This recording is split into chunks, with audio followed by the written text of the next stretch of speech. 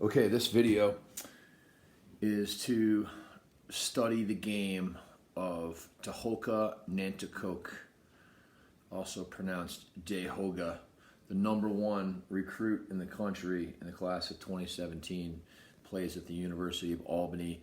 This kid has unbelievable skill and creativeness, and a lot of the stuff that we've been working on and talking about, you're going to see in this video.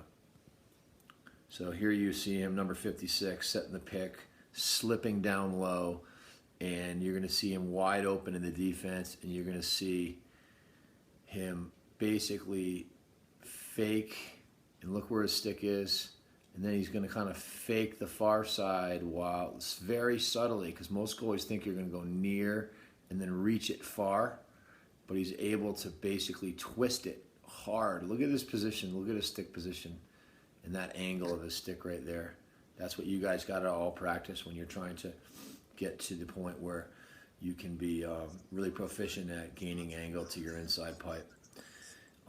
The second fake was so subtle, the goalie's jumping and guessing.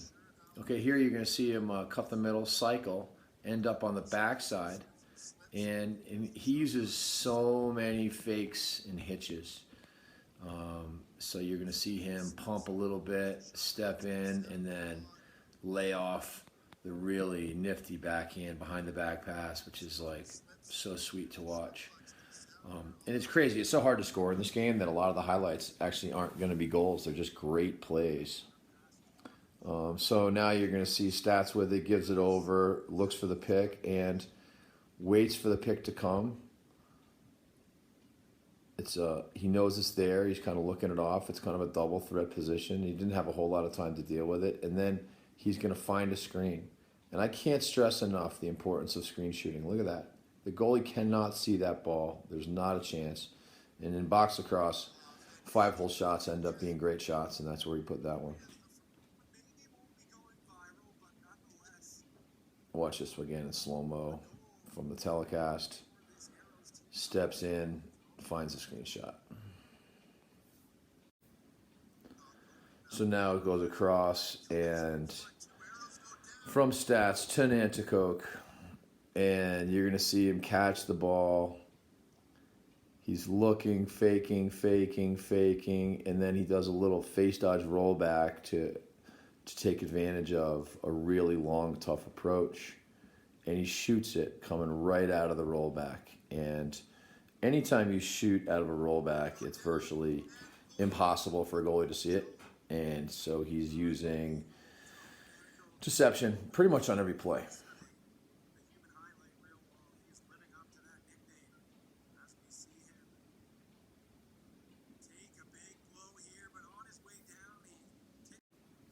Coquitlam defense standing, I'm about to say standing their ground, foot of the We kind of missed this one for the frame. I think we'll see it in the replay. So watch how he's approaching in his double threat position. He's in a dodging position, and then he's going to begin to pull it back to his windup. And watch when he decides to shoot. There's a lot of traffic going on in front of the net right now, and he pulls the trigger right in between legs, and he's able to just ding it off the pipe and in. So the moral of the story here is your dodging posture, which is your double threat. It can be a stationary position. It can be a shuffling position. It can be a running position, but it's always a dodging posture, and it'll really help you. And then shoot the ball when goalies are not ready. Here, same thing. You know, he basically like bodies physical into his man. I can't stress that enough. One of the things that makes this kid great is just how physical he is. He slams his man. There is a pick coming. And then when does he shoot it? Does he see a corner to shoot? No way. He knows where he's shooting. But sometimes you got to get a little lucky too, and it just goes in. But he's not waiting to see the net. And I think that's one of the biggest problems I see with American kids learning how to play box is that they're used to seeing a corner. And in box lacrosse, it's your stick, the imaginary eyes on your stick that can see a corner, and you got to be able to like trust that corner is going to be there. One of the sick things about Tehoka Nanticoke is that he's actually a ridiculous face-off guy. So not only did he like score a ton of points in the Minto Cup. He dominated on faceoffs, and here he scores off a plunger off the back of his stick. This was a 2-2 game going into the a 7-5 game going into the third quarter in this game, and that was the first play of the third period. So I love this technique. I call it the Palace Pump. Another Native American great box player named Johnny Palace used to shoot this way. A lot of the natives do. And it's basically like so first of all, before I even get into it, you see how he's in his double threat? He's not going right into his windup because he's backing people off. Then he pulls it back, and notice how he fakes. He fakes low and then comes up over the top. So what happens when you come in and fake low?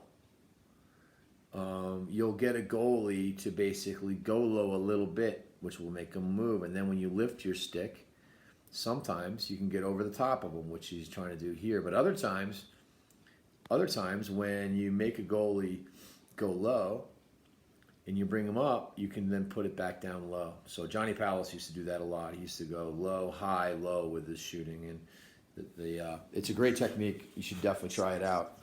The faking, in my opinion, is what makes Tehoka Nanticoke so special. He's so deceptive in the way he plays. Okay, so what is this? He shoots right out of his double threat approach. He's approaching in his double threat. Look at him. He's not winding up. He's not looking. Stick isn't on the collarbone. He's looking at his guy. He's seeing the floor and knowing where he wants to shoot, and is able to get the shot right off. Trickles in, gets a little bit lucky on that one. But you're going to see him shoot that way quite often because it's very deceptive, and it's keeping the defense at bay, and it's making the goalie not know when he's going to shoot. It looks like he's dodging, and then, of course, he shoots screenshots every time he can, and that was, again, if you notice, the screenshot is incredibly important. It should be something you look for every time, and he shoots it right around his guy. See that? There's no way the goalie can see it. Even ugly goals he can make look cool. This is ridiculous. Like we have here in Ontario, you kind of knew that was going to be the case. Here's Cody Ward, though. Watch the fakes. I mean, the guy's just brilliant in the way he plays. Watch what he does. So he catches it here.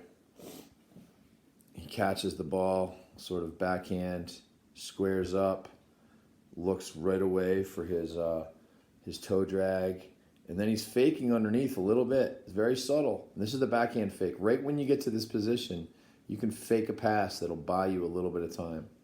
Then he comes back, fakes across, draws a stick, goes under again. Okay, what move is this?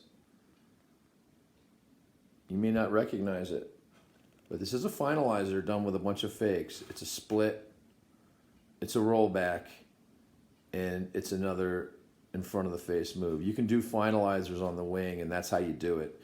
You don't have to do it with the fakes necessarily, but the rollback to the quick underneath move is what a finalizer is.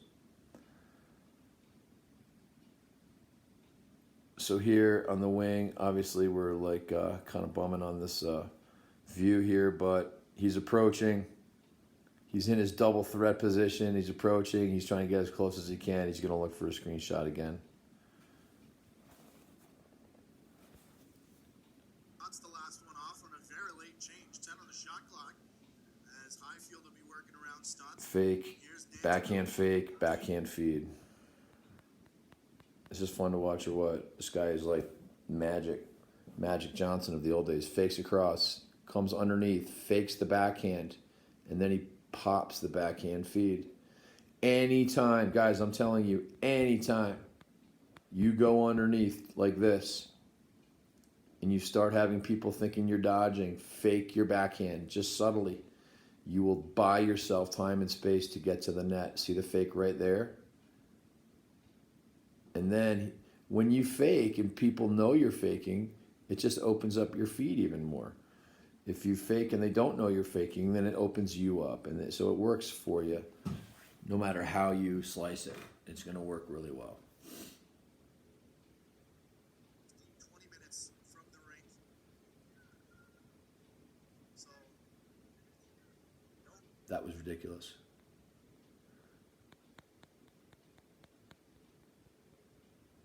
So here he comes. Put it in slow-mo. He's faking. He knows he wants to deliver the ball to his player right next to him. He's bodying into his guy. He fakes to him, draws the passing angle, and then wraps it around the other side. I'm going to put it back for you guys one more time, and you're going to be able to watch this in regular time.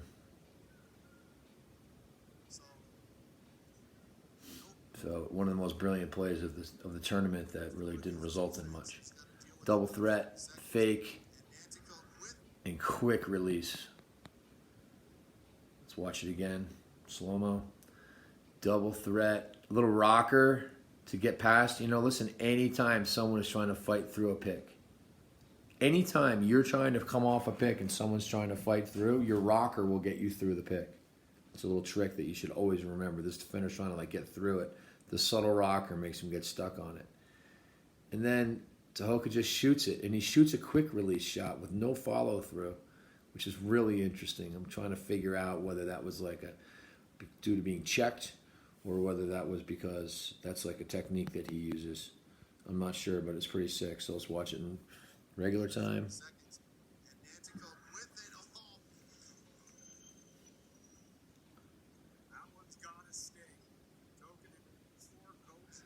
You're going to have lots of defenders try to fight through picks when you're playing. And you're going to see right here that the little subtle rocker.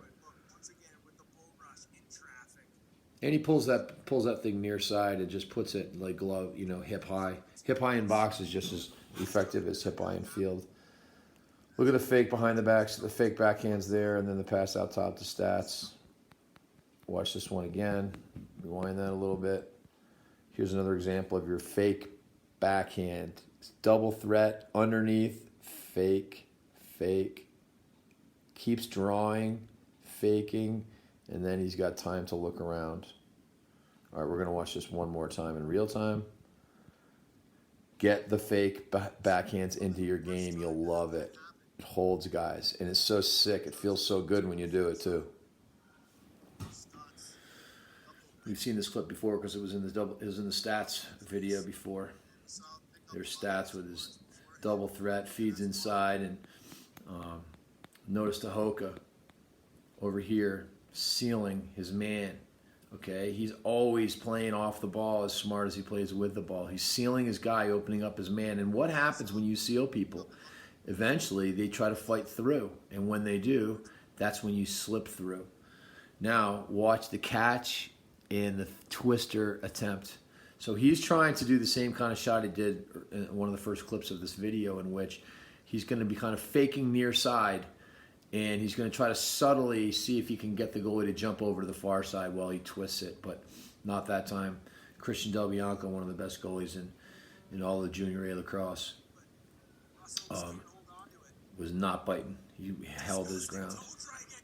This is ridiculous, and it's a shame that the video is very hard to see because of the camera angle, but check it out. Yeah, they didn't do a great job camera-wise on that one, but it was like ridiculous toe drag. Off a hard pump wind-up. It was kind of like a hard pump, like a Paulus pump, and then he toe dragged. So notice the hidden ball trick. These guys do this stuff all the time. And I want you guys to know there's a difference between fake flip, where you're trying to get a step on your man, and a hidden ball trick, okay? The fake flip when you're trying to get a step on your man is just that. You fake a flip, everyone kind of waits to see who has the ball, and you can get a step, okay? Here you notice that they flip it twice. One guy flips it, and then another guy flips it, and they're doing it in a way that you can't tell who has it. And Tehoka puts the stick over his shoulder. Stats has it. He's backing up. You can't tell. The goalie is fooled. The defense is fooled. And Tehoka ends up shooting the ball. Let's watch this one more time. It's kind of cool. It was the double flip, fake flip, which is a great idea. And believe me, this was not by mistake. They do this stuff. But, you know, Tehoka is catching the ball in a spot that nobody else can see it. His body is shielding it. And the way he does it, it actually, in the way he's faking, is funny because he's putting it over his shoulder, and it's almost like so obviously a bad fake, like nobody would ever do that, that I think that they thought that Stats still had the ball. So the best hidden ball tricks just happen like that. You can call it on a man-up play too, but a lot of what you're going to do is really just going to be playing with another guy and both being on the same page, that at that moment you're just going to fake it. So let's watch fake, look back fake, step in. These are the things that I was talking about in our last video, guys. So I want you guys to be faking all the time. Look at the fake right there. And what happened when he faked? Right? He fakes and everybody starts going back to the man. Then he steps in. That's the other thing I want you to do. And when you begin stepping in, other things can open up. Now, he probably should have shot this or fed the roll or zipped it across the Stats. He had options. I don't love the option he chose, which was go under and try to shoot a twister. It was probably less angle in scoring. But let's watch it one more time. The way that the guy fakes his look back passes and sets his feet, you guys can be practicing in your 3-on-2s. All right, that concludes our Tehoka Nanticoke assessment. It's pretty sick stuff, guys. And here's the thing about faking. I'm just going to leave you with this. There's not one of you that can't fake passes and shots. Yeah, you might have to practice and get a little slicker at it, but I'm telling you, learning how to fake isn't the hard thing. It's remembering to fake and using your fakes, which should be done literally constantly, all the time. And if you can get that into your game, I believe it's the difference between being good and being great. So listen, keep working on it and try to be great.